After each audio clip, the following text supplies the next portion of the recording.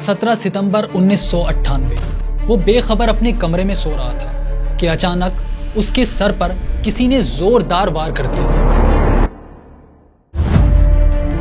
बंदूक का एक बट पड़ा, दूसरा, तीसरा और पड़ते ही चले गए। वो लहूलुहान हो गया और वार करने वाले भाग खड़े हुए। उसकी आंखों के सामने अंधेरा छा गया और कुछ ही देर में वो अपने ही खून में लथपथ बेहोश हो गया। मोहल्ले वाले उसे शदीद जख्मी हालत में अस्पताल पहुंचाते हैं, जहां डॉक्टर्स को कोई उम्मीद नहीं थी कि वो बच भी पाएगा या नहीं। लेकिन अभी उसकी जिंदगी बाकी थी, क्योंकि इस जिंदगी ने सैकड़ों मासूम जिंदगियों का खात्मा करना था। वो अस्पताल में 3 हफ्ते रहा। जब होश में आता, अपना हाल देखता, अपनी माँ को देखता तो अंदर ही अंदर कुड़ता रहा। ये सदमा माँ पर बहुत भारी पड़ा और वो कुछ ही अरसे में चल बसी। अब उस पर वहशत तारी हो गई। वो फैसला करता है कि वो अपनी माँ की मौत का बदला लेगा और 100 माँओं को रुलाएगा। ये कहानी है पाकिस्तान में दहशत की नई दास्तान रकम करने वाले, 100 बच्चों के खून से अपने हाथ रंगने वाले जावेद इकबाल की। वो दास्तान जिसका एक रूप वो है जो हम, आप और दुनिया जानती है, लेकिन इस कहानी की कई परतें हैं, कई उलझी हुई डोरें, इतनी कि सुलझाने से भी ना सुलझे। हमने भी कोशिश की लेकिन मजीद उलझ गए। हाँ, बहुत से नए पहलू जरूर सामने आए जो हम आपको भी दिखाएंगे। इस सफर में हमने जाना कि जावेद इकबाल का खत सबसे पहले जिस सहाफी को मिला उसने क्या देखा। जो ही मैं खोलता हूँ तो मेरे छोटे से केबिन में, जितने कमरे में हम यहाँ बैठे हुए हैं, वो चारों तरफ तस्वीरें ही तस्वीरें बिखर गई। जिस अफसर को इस भयानक केस की तहकीकात का हुक्म मिला उसने क्या पाया। उसकी दीवारों पर तमाम बच्चों के फोटो लगे हुए थे। एक दूसरा कमरा था, उसमें एक ड्रम रखे हुए थे एसिड के। मौत का फैसला देने वाले जज का हाल क्या था? उन्होंने किस हाल में जावेद इकबाल की सजाए मौत का वो फैसला सुनाया जो आज भी हम सबको हैरान कर देता है। और हाँ, रफ्तार से बात करते हुए उन्होंने एक ऐसा इंकिशाफ भी किया कि जिसने पूरे मामले को बिल्कुल नया रंग दे दिया। He became important और वो फिर एक चीज का रसिया और आदी था, उधर से उसकी माँ मर गई and he became revenge। और जावेद इकबाल की अपनी फैमिली उसके बारे में क्या कहती है? हम एक छोटा सा फट्टे का वकील भी कर लेते ना, फैमिली मेंबर्स में कोई एक छोटा सा वकील भी कर लेता तो आज वे सब हमारे साथ होते। आज रफ्तार पाकिस्तान की तारीख के सबसे बड़े सीरियल किलर जावेद इकबाल की कहानी सुनाएगा, कुछ इस तरह जैसे कभी किसी ने नहीं सुनाई होगी। तो हमारा चैनल सब्सक्राइब करें, वीडियो को लाइक करें और पाकिस्तान के क्राइम हिस्ट्री के इस डार्क चैप्टर की तरफ चलें।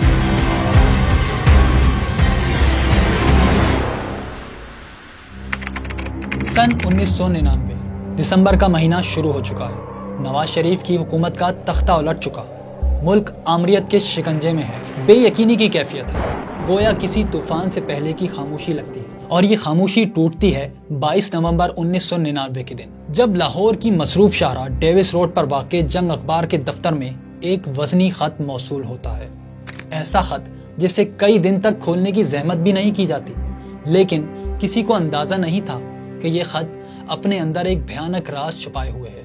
और फिर 2 दिसंबर को कई दिन बाद इस खत को खोला जाता है और जुल्म और सफाकियत की ऐसी दास्तान बाहर आती है जो पूरे मुल्क को हिला देती है। भारी खत को जो ही मैं खोलता हूँ तो मेरे छोटे से केबिन में, जितने कमरे में हम यहाँ बैठे हुए हैं, वो चारों तरफ तस्वीरें ही तस्वीरें बिखर गई। मैंने किसी को मदद के लिए नहीं बुलाया, मैंने वो एक एक तस्वीर उठानी शुरू कर दी। वो कोई 12 से लेके 16 साल तक की उम्र के बच्चे थे जिनकी वो तस्वीरें थी, और उनकी तादाद 103 के करीब थी तस्वीरों की जो मैंने गिनी। अब तस्वीरें मैं जमा करके अपनी टेबल पर रखता हूँ। उसके बाद मैं खत की तरफ मुतवज्जो होता हूँ। खत में लिखा हुआ है कि जनाब एडिटर साहब, रोजनामा जंग, मैं आपके सामने एतराफ़ करना चाहता हूँ कि मैं 100 से ज़्यादा बच्चों को रेप के बाद कत्ल कर चुका हूँ, उनकी लाशें ठिकाने लगा चुका हूँ। अब मेरा ज़हनी कैफियत इस सतह पे आ गई है कि मैं चाहता हूँ कि मैं ये काम ख़त्म करके खुद को सरेंडर कर दूँ। मेरे खिलाफ मुकदमा चलाया जाए, मैंने जो जराइम किए हैं उनकी मुझे सज़ा दी जाए कानून के मुताबिक। ये क्या था? क्या कोई खेल रहा था या मजाक कर रहा था? क्या वाकई ऐसा कुछ हुआ भी है? ये तमाम सवालात खावर नईम हाशमी के दिमाग में थे। इस खत में जावेद इकबाल ने बहुत तफसील के साथ तमाम तर डिटेल्स बयान की। मसलन पहला कत्ल किस तारीख को किसका किया, उसका ताल्लुक कहां से था, उसे कैसे मारा गया और उसकी लाश किस तरह तल्फ की गई, सब कुछ। लेकिन वो ये सारी तफसीलात सहाफियों को क्यों भेज रहा था? इकबाल जुर्म ही करना है, अपने करतूतों की सजा ही पानी है, तो पुलिस से कांटेक्ट क्यों नहीं किया? इस सवाल का जवाब भी इस खत में मौजूद था।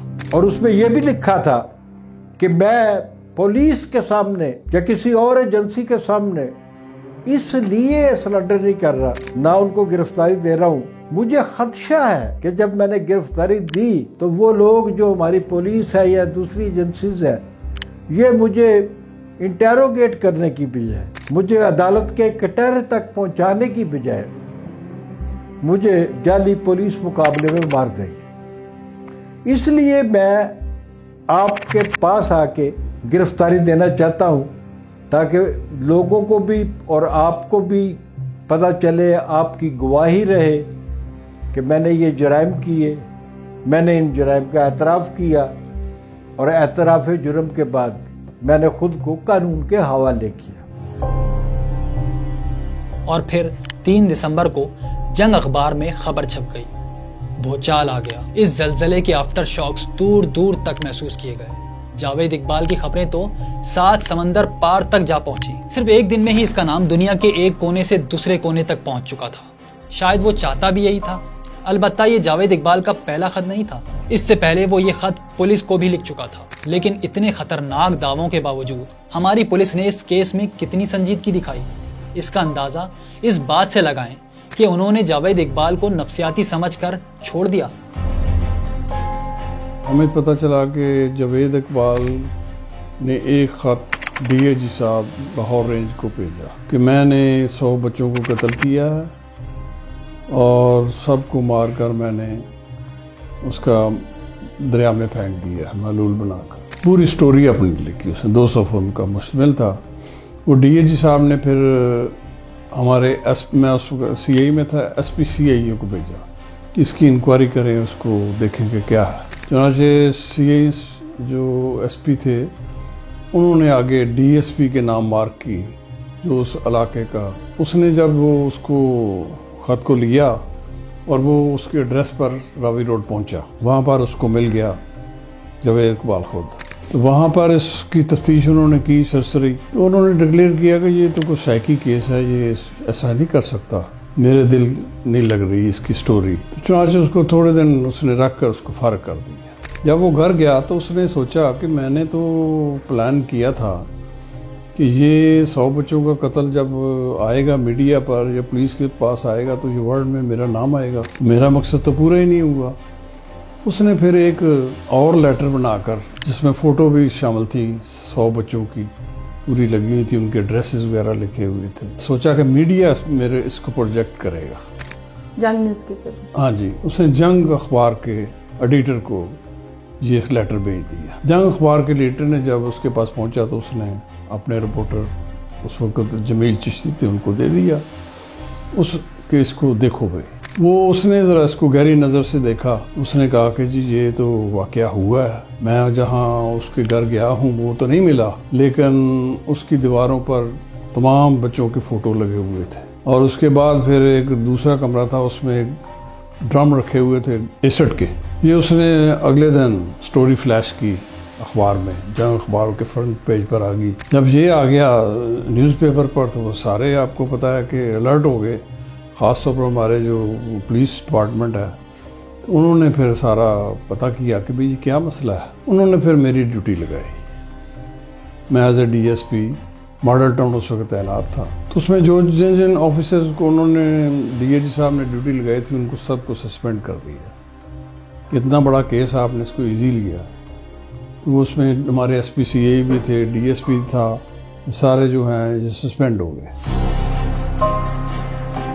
जी हाँ, जावेद इकबाल के दावे के मुताबिक उसने 100 बच्चों को कत्ल करके उनकी लाशें हाइड्रोक्लोरिक एसिड, सल्फ्यूरिक एसिड और साइनाइड के महलूल में पिघला दी। लर्ज़ाखेज़ इंकिशाफ और ऊपर से ऑर्डर्स के बाद अब तो पुलिस की असली दौड़ें लगी। उनका पहला हदफ था 16B रावी रोड, जावेद इकबाल का घर, जहां से तेजाब से भरे ड्रम और कई बच्चों के कपड़े और जूते भी मिले और कुछ दूसरी वाकयात भी।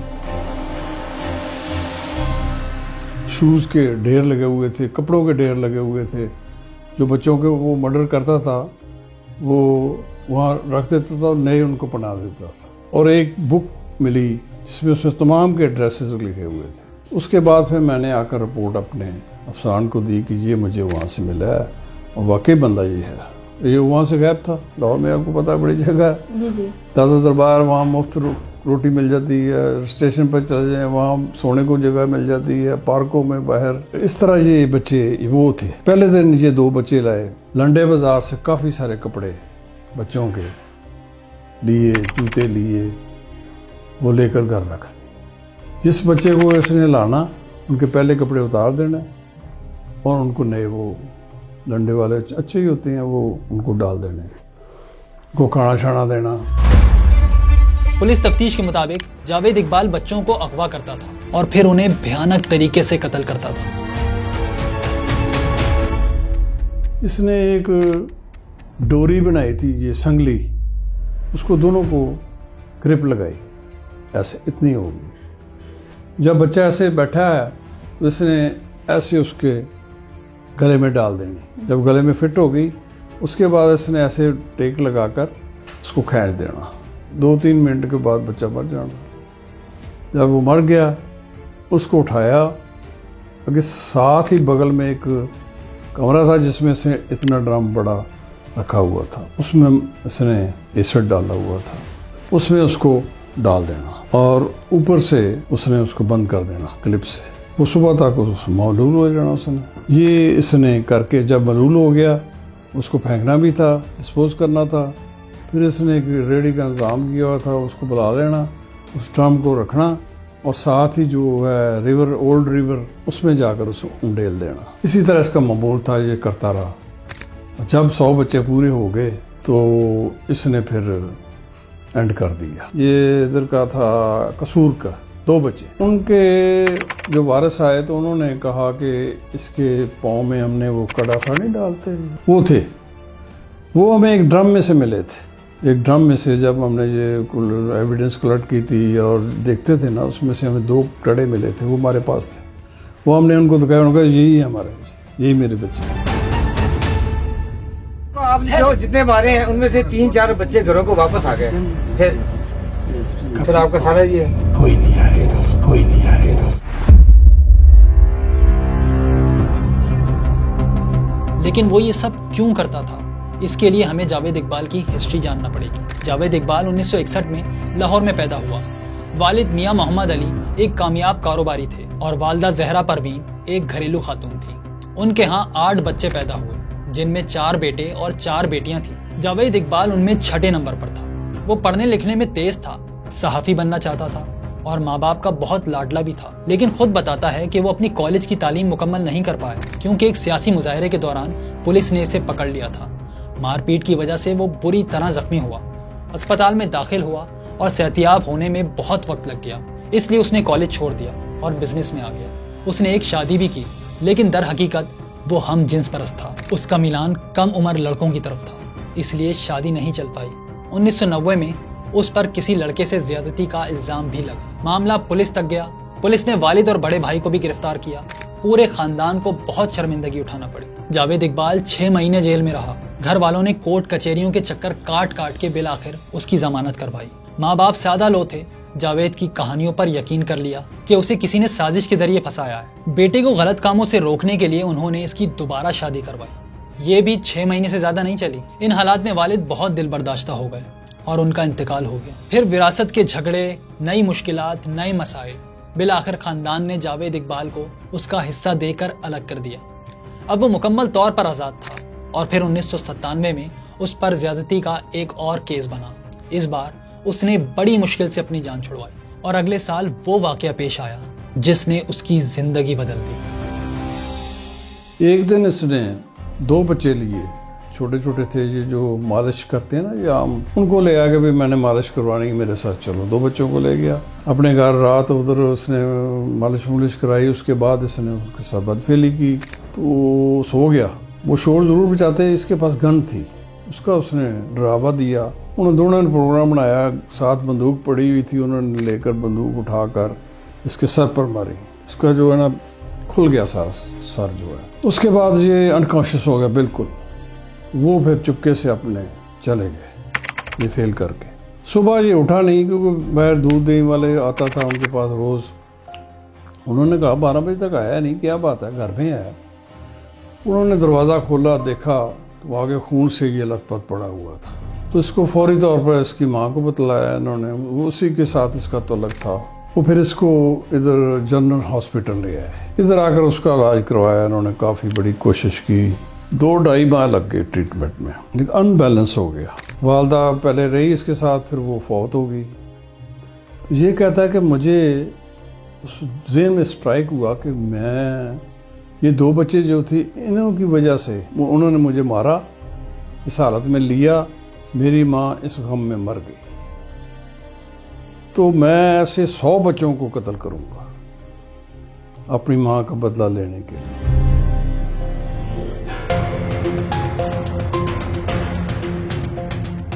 जावेद इकबाल को 3 हफ्ते बाद होश आया। 8 अक्टूबर 1998 को वो खुद अपनी डायरी में लिखता है, मैंने अपनी माँ को रोते हुए और मेरी सेहत के लिए कुर्बानियां देते हुए देखा, लेकिन मेरी सेहत बहाल नहीं हो सकी। मैं काम नहीं कर सकता, मैं एक जिंदा लाश बन गया। मेरी माँ इतनी मुतासिर हुई कि इसे दिल का दौरा पड़ा और वो मर गई। इसकी मौत के बाद मैंने दूसरी माँओं से बदला लेने का फैसला किया और उन्हें भी वैसे सदमा देने का तहिया किया जो मेरी माँ ने उठाया।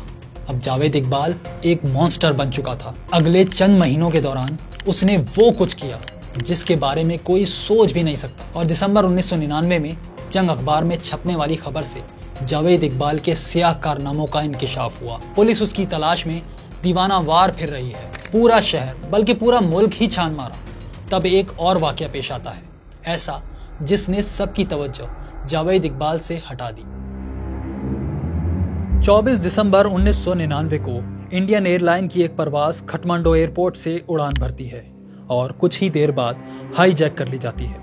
हाईजैकर्स इसे लाहौर ले आते हैं, उसी शहर लाहौर में जहां जावेद इकबाल की दहशत फैली हुई थी।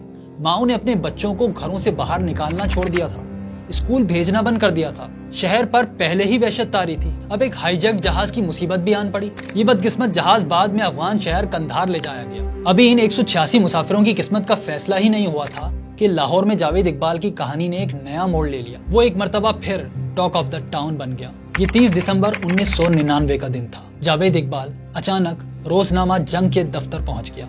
पाकिस्तान की तारीख का सबसे बड़ा सीरियल किलर अपने करतूतों से खुद पर्दा उठा रहा था। तो आपने जो जितने मारे हैं उनमें से 3-4 बच्चे घरों को वापस आ गए।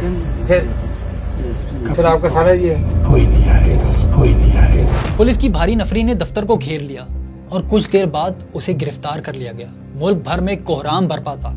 जावेद इकबाल की डायरी के इंकिशाफात इतने भयानक थे कि उनकी तफसील बयान करना मुश्किल ही नहीं नामुमकिन है। लेकिन उसकी गिरफ्तारी से पहले भी एक गिरफ्तारी अमल में आई थी। ये जावेद इकबाल का एक दोस्त इसाक बिल्ला था, जिसकी गिरफ्तारी के लिए छापे मारे गए और इसके ना मिलने पर बाप को पकड़ लिया गया। 6 दिसंबर को इसाक बिल्ला की माँ इसे खुद थाने ले आती है और पुलिस के हवाले कर देती है। लेकिन 2 दिन बाद 8 दिसंबर को पता चलता है कि इसाक बिल्ला ने थाने की दूसरी मंजिल से छलांग लगाकर खुदकुशी कर ली है। इसाक पुलिस कस्टडी में मारा गया। इस खबर को मानने वाला कोई नहीं था, ना इसाक के घर वाले और ना ही साफी। डीएसपी समेत 3 पुलिस एहलकार मुअत्तल हो गए और मामला बहुत ही गर्म हो गया। पूरा मुल्क सख्त टेंशन में था, पुलिस भी बल्कि वो जज भी जिसके जिम्मे अब ये केस था। इस साइड पे गवाह होते हैं, इस साइड पे मुल्ज़म होते हैं। माँ तो वहाँ पे चाहती थी हम उसको पकड़ कर उसको नोच दें। पर्टिकुलरली जब उनको पता चलता था कि मर्डर भी इसने किया, तुम्हारे बच्चों की लाश भी इसने ज़ाया कर दी।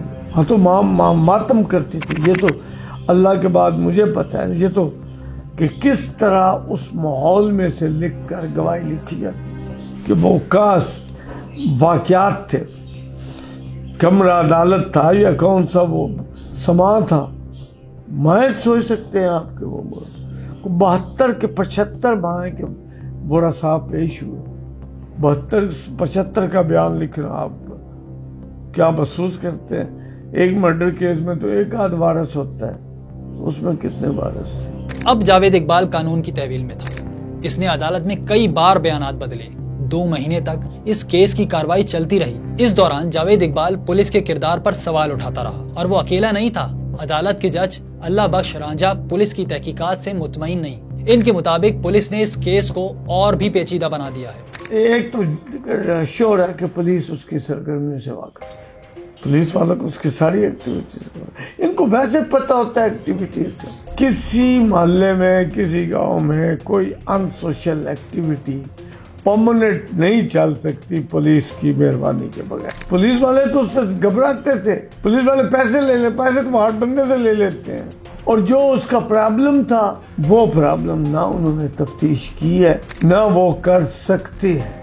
मेरी इस बात को जोर से तवज्जो देना, ना वो कर सकते। सिर्फ कोई इंसिडेंट हो जाए तो पुलिस इसमें शुरू हो जाते हैं टीवी या मीडिया में, इसका ये पिस्तौल फलां से आया था, फलां से आया था, फलां से आया था। तो आगे एंड में जाकर ये कुछ कर नहीं सकते, साबित नहीं कर सकते। ये one of the biggest reasons है जो फौजदारी केसेस में फलाह है। और भी रीजंस हैं, सिर्फ ये रीजन नहीं है, लेकिन सबसे बड़ी रीजन है ये कर नहीं सकते। इनकी ये एक्सपर्टीज इनकी और ही है। लेकिन रफ्तार से गुफ्तगू में जज अल्लाह बख्श रांझा ने एक ऐसा इंकिशाफ भी किया जिसने इस केस को बिल्कुल नया रंग दे दिया है। उन्होंने बताया कि जावेद इकबाल नामर्द था ये कि जब उसको ये जख्म पहुंचाया गया, तो इंसान का एक नर्वस सिस्टम होता है, अल्लाह ताला ने एक निज़ाम बनाया हुआ है। ही बिकेम इम्पोर्टेंट, और वो फिर एक चीज का रसिया और आदि था, उधर से उसकी मां मर गई एंड ही बिकेम रिवेंज। साइक की प्रॉब्लम उसे हो गया था जब वो जनरल अस्पताल में दाखिल रहा। उसको घर वाले नहीं मिलते थे बिकॉज ऑफ हिज कैरेक्टर। तो वो उसकी एक माँ ही थी जो उसका खबर लेती रही, जो उसके माँ के क्या और जज्बात होते हैं। तो वहाँ पे अस्पताल में 6 माह 8 माह रहना, खर्चा कितना हो जाता है, प्रॉब्लम्स कितने हैं, आप आमदनी, तो उसका वो घर बिक गया इसी प्रोसेस में। तो माँ उसकी उस असना में मर गई। तो फिर वो जो ये बात कहता था, मेरी आग 1 माह रुलाएगी, मैं 100 माह रुलाऊंगा। This was the start.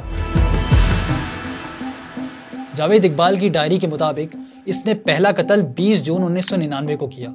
ये 14 साला लड़का यासिर था जिसका ताल्लुक हाफिजाबाद से था। फिर 26 जून को दूसरा कत्ल किया गया और ये सिलसिला 13 नवंबर को 100वें और आखिरी कत्ल तक चलता रहा। आखिरी बदनसीब बच्चा 16 साला यासिर था जिसका ताल्लुक पेशावर से था। ये सब मालूमात जावेद इकबाल के जरिए मिली और उन्हीं की बुनियाद पर फैसला किया गया। लेकिन ये बात कभी नहीं बताई गई कि जख्मी होने के बाद जावेद इकबाल इम्पोर्टेंट हो चुका था। तो बच्चों से ज्यादती कैसे हुई? फिर उसने कई बार बयान बदला भी। एक बार ये कहा कि मैं तो माजूर था, मेरी नज़र कमज़ोर थी, मैं बगैर सपोर्ट के चल नहीं सकता था।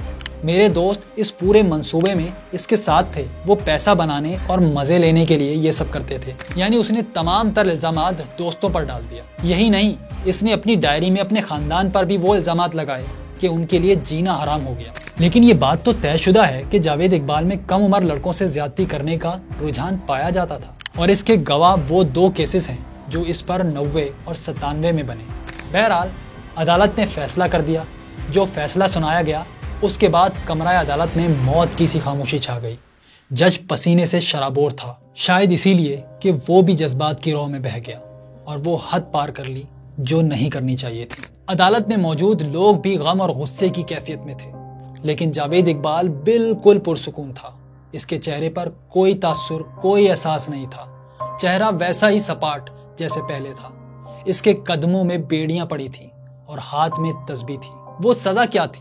जज अल्लाह बख्श रांझा ने जावेद इकबाल को 100 बार सजाए मौत दी और वो यही नहीं रुके बल्कि अपने फैसले में मजीद लिखा कि ये इंसान की सूरत में शैतान है, ये एक दरिंदा है और इसे इंसान समझना इंसानियत की तौहीन है। प्रोसिक्यूटर ने साबित किया और मैं मुकम्मल तौर पर कायल हो गया हूँ कि मुल्जिम ने 100 बच्चों का कत्ल किया है और इनकी लाशों के टुकड़े करके इन ड्रमों में डाले जो मुल्जिम जावेद इकबाल के घर से बरामद हुए। इसे अपने आले कत्ल से और उसी आहनी जंजीर से फांसी दी जाए।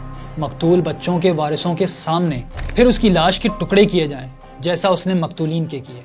इसकी लाश के टुकड़ों को फिर इस महलूल में डाला जाए जिसमें ये कत्ल होने वाले बच्चों को डालता था। इस सजा पर अमल दरामद एक अवामी मकाम पर होना चाहिए, तरजीहन मीनार पाकिस्तान पर, ताकि दुनिया के लिए इबरत हो। Dead body should be cut into 100 pieces and the same should be put in a drum containing the acid which has been the formula which has been described by him in his text. Yusuf अल्फाज यही थे कि मैं आपको 302A में as a कसास सजा मौत का हुक्म सुनाता हूँ। जिस तरह तुमने बच्चों के साथ लिया है इसको सलूक किया जा रहा। गवर्नमेंट से गुजारिश है कि इसको मीनारे पाकिस्तान पर सजा दी जाए ताकि लोगों के लिए एक मिसाल दे। जिस चीज को ऑनरेबल सुपीरियर कोर्ट ने एग्री नहीं किया वो गलत भी हो सकती है और लाजमी उम्र उसको हमें मानना चाहिए ये गलती, लेकिन रोजाना केस नीचे से सजा होते होते ऊपर से बड़ी हो जाती है।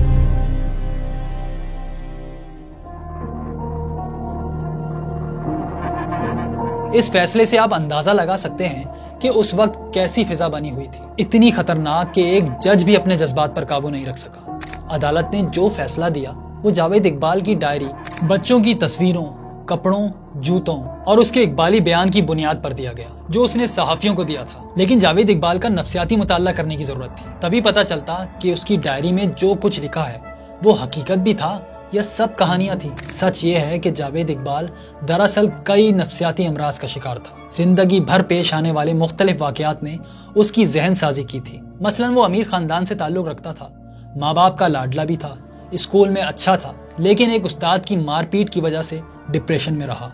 फिर कम उम्री में ही खुली आज़ादी भी मिली, वो अपना कारोबार खुद चलाने लगा। फिर 2 शादियां की, दोनों बुरी तरह नाकाम हुई। फिर 2 मरतबा जेल भी गया। पहले बाप की मौत का सदमा सहा, फिर हमला बर्दाश्त किया जिसने इसे माजूर बना दिया, और आखिर में माँ की मौत। इन सब वाकयात और इसके अपने नफ्सियाती मसाइल उन्होंने मिलकर ऐसा मलगूवा बनाया जो आज हमें पाकिस्तान की तारीख के सबसे खतरनाक कातिल की सूरत में नजर आता है। इस पूरे मामले में बहुत गफलत की गई और जो कसर रह गई वो पुलिस ने पूरी कर दी, जिसने इस मामले को बुरी तरह बिगाड़ा। इसाक बिल्ला एक अहम गवाह था। इसके मरने के बाद तो जावेद इकबाल का केस बुरी तरह खराब हुआ। इस बारे में कुछ बातें जज ने अपने फैसले में भी लिखी थी और कुछ आज कहते हैं। पुलिस के पास ही केस ऑलरेडी आ चुका था ना, ये पुलिस को हर बात का पता था। पुलिस की अब कौन सी बात, उन्होंने उस बच्चे का बयान कराना था, मोटिव बयान करना था। फिर उनका एक काम ये था कि साइकोलॉजिकली उसका टेस्ट करवाएं कि बाकी इन इंजरीज के बाद इसको ये डिफेक्शन आ गई है, ये प्रॉब्लम हो गया है और इस वजह से ये बंदा रिवेंजफुल हो गया। ये उन्होंने हमें तैयार करके देना था। अदालत में तो वो चीज़ आनी होती है जो तफ्तीश करके प्रोसिक्यूशन बताए, उससे हटकर तो हम नहीं ना जा सकते। पुलिस वालों का काम है मुकर जाना, झूठ बोलना, बिला वजह कॉन्कॉक्टेड स्टोरी बनानी, ये उनके लिए मामूली बात। ये सब कुछ हकीकत था, फिक्शन था या कुछ और, हमें इस पूरे मामले में एक बात समझ आई, वो ये कि जावेद इकबाल को मशहूर होने का बहुत शौक था। वो कहानियां गढ़ने में बहुत उस्ताद था। गिरफ्तारी के बाद जब तहकीकात हुई तो इसने अपने दोस्तों बल्कि भाइयों और पुलिस अफसरान को भी शरीक जुर्म बताया। एक बड़ी दिलचस्प बात है, जब इंटेरोगेशन हुई तो अपने भाइयों का भी नाम दे दिया, ये भी मेरे साथ हैं। कुछ जो दोस्त थे जिनसे इसने पैसा मांगा उन्होंने दिया, उनके भी नाम लिखवा दिए। ये 15-20 बंदे उसने ऐसे हमें लिखाया कि ये भी मेरे साथ हैं। तो उनकी हर एक की अलग-अलग इंटेरोगेशन हुई। बाद में साबित हुआ कि ये सारा गलत है, फिर हमने उनको छोड़ दिया। जी हाँ, जावेद इकबाल के खानदान के किसी फर्द पर कोई इल्जाम साबित नहीं हुआ तो इसने अपने घर वालों को क्यों फंसाया? उसके खानदान वाले कहते हैं पैसा नो डाउट बहुत था इनके पास, अपने दादा की भी प्रॉपर्टी थी, सारा इन्होंने सेल आउट की, जो इनके हिस्से मिले, पैसा बहुत था। लेकिन उसको बजाय कि किसी कारोबार में इन्वेस्ट करते, पैसे के साथ पैसा जुड़ता, इन्होंने सिर्फ खर्चने पे जोर दिया कि शायद पता नहीं कभी खत्म ही नहीं होना। तो वक्त के साथ साथ जब पैसा बिल्कुल खत्म हुआ है तो उसके बाद फिर उन्होंने एक मरतबा आके इधर ही, तो मैं भी उधर ही था, तो फैमिलीज के उन्होंने बहन भाइयों को एक रिक्वेस्ट की थी कि मुझे थोड़े थोड़े करके 6-7 लाख जितने भी करके सारे करके दो। तब दौर में टोटल 40-45 लाख हो जाना था उस दौर का, इकट्ठे सारे कर भी देते। लेकिन उन्होंने फिर ये डिसीजन लिया कि अगर आज इसको हम पैसे दे देंगे तो नेक्स्ट फिर 6-7 लाख रुपया जो है ना वो फिर रेडी रखो, क्योंकि इसने जिस तरह पहला पैसा नहीं बचाया ये भी उजाड़ देगा। तो उसके बाद फिर हम इसको 6-7 लाख रुपए देंगे। उन्होंने फिर आपस में यही मशवरा बेहतर समझा कि इसको इनकार करो कि हमारे पास नहीं है। वो जो नहीं थी ना, उसके बाद फिर इनके खिलाफ उसने वो जो भी डायरी वगैरह बनाई, इनके सारे नेम लिखे, 100 बच्चों के जो घर से भागे होते थे वो, क्योंकि उसका जो दिमाग था ना वो आपसे मुझसे एक बहुत हटके दिमाग था। उसके शौक भी हटके थे, उसका दिमाग एक बड़ा हटके था, वो डाइजेस्ट था, लिखता भी था, ठीक है। तो उसने फिर इस तरह की एक स्टोरी क्रिएट की जिसमें 100 भागे हुए बच्चों की पुराने कपड़े ले लिए, पुराने उनसे शूज़ ले लिए, नए शूज़ दिला दिए और उसके बदले में उनकी एक पिक्चर ले ली। वो 100 तस्वीरें उसने इकट्ठी की हैं, 100 शूज़ उसने इकट्ठे किए हैं, 100 कपड़े इकट्ठे करके उसने पूरा एक एम बना लिया है कि इस पूरी फैमिली को फंसाना है। मेरे अपने वालिद साहब के ऊपर उसने 13 जो है ना वो कत्ल डाले हैं बच्चों के, 13 कत्ल मेरे वालिद साहब पे। उसने असल में पैसे ना देने का बदल लिया, ना देने का। उसने कहा था कि मैं पूरे खानदान का एक एक बच्चे को जो है ना वो बताऊंगा कि मैं कौन हूँ। लेकिन इन तमाम तर इख्तलाफात के बावजूद खानदान इस बात से इनकारी है कि जावेद इकबाल ने 100 बच्चों का कत्ल किया।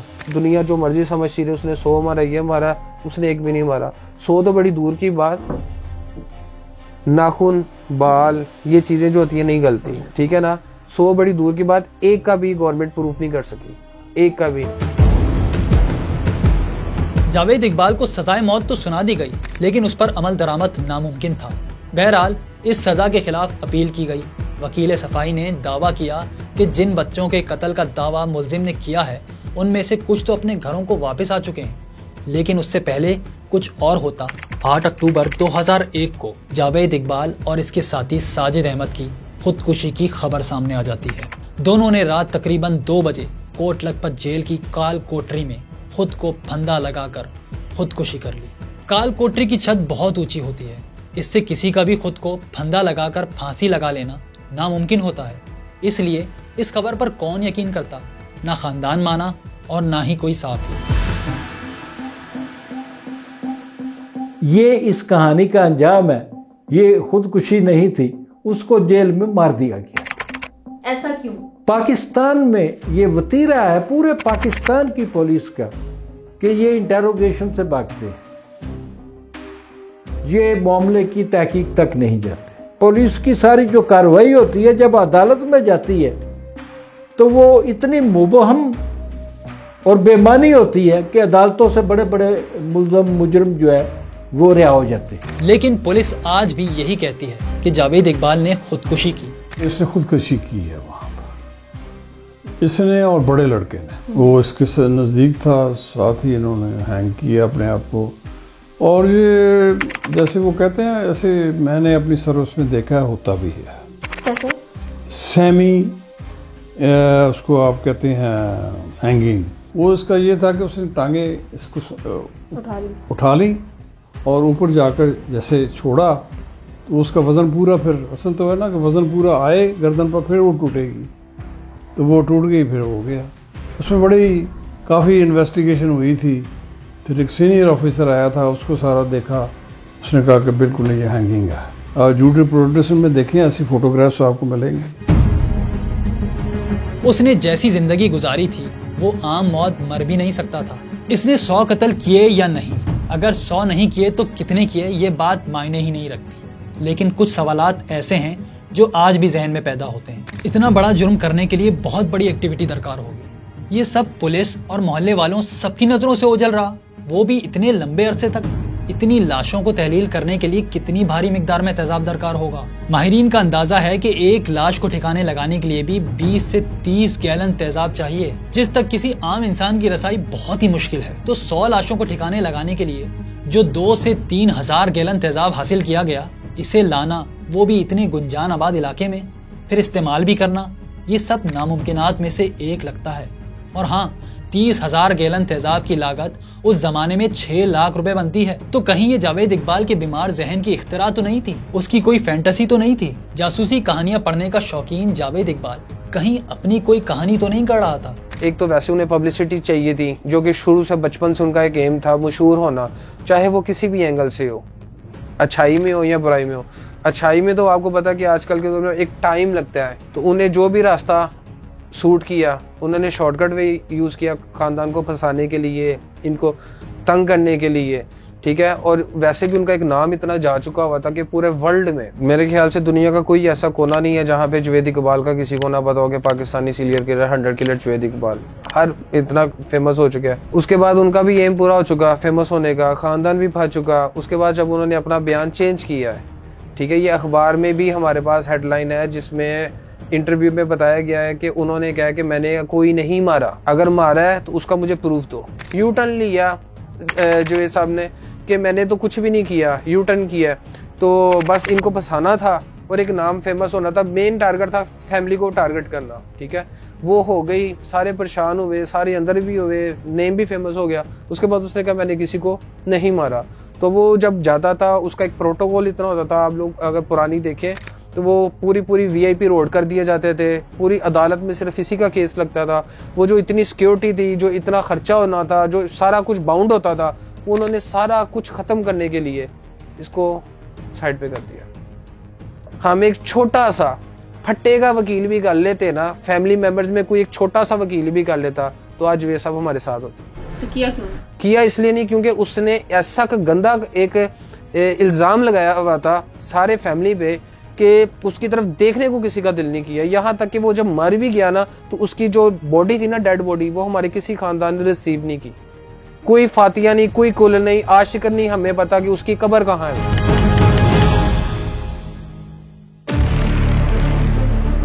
यहाँ एक सवाल जरूर पैदा होता है, अगर जावेद इकबाल की कहानी दुरुस्त नहीं, उसने 100 बच्चों का कत्ल नहीं किया, तो ये बच्चे गए कहाँ? जिनकी तस्वीरें, जिनके कपड़े, जूते और दीगर निशानियां सबने देखी, जिनके फोटोग्राफ्स उनके नाम पते के साथ मौजूद थे, वो सब कहाँ गए? जावेद इकबाल ने काल कोठरी से लाहौर हाई कोर्ट को एक दरख्वास्त भेजी थी कि इसने 100 बच्चों को नहीं मारा, बल्कि वो तमाम बच्चे बिल्कुल ठीक हैं और एक खुफिया मकाम पर मौजूद है। वो जगह सिर्फ वो खुद जानता है। अगर इसे प्रेस कॉन्फ्रेंस करने या मुअज़्ज़िज़ अदालत से बात करने की इजाजत दी जाए तो वो उस मकाम के बारे में बताएगा। जेल इंतजामिया नहीं चाहती कि मैं सच बताऊं। कुछ लोगों के ख्याल में ये बच्चे अरब में ऊँटों की दौड़ में इस्तेमाल करने के लिए अगवा हुए होंगे, या फिर कुछ और अंदाजों के मुताबिक उनके आज़ा मगरिबी मुल्कों को फरोख्त कर दिए गए होंगे। हो सकता है ये दोनों बातें ठीक ना हो। हकीकत ये है कि इन तमाम लापता बच्चों में से किसी एक का भी केस मुल्क के किसी थाने में दर्ज नहीं हुआ था। ये कहानी सिर्फ जावेद इकबाल की नहीं, पूरे मुल्क की कहानी है। उन सब खानदानों की कहानी है जिनके बच्चे लापता हुए, उन तमाम उस्तादों की जिनके तलबा उनके रवैये की वजह से डरकर स्कूल नहीं आते, उन तमाम पुलिस वालों की जो घर से भागे बच्चों के केसेस की तहकीकात नहीं करते। इतना कुछ हुआ लेकिन फिर भी कुछ नहीं बदला। हालात आज 25 साल गुजर जाने के बाद भी तकरीबन वही हैं।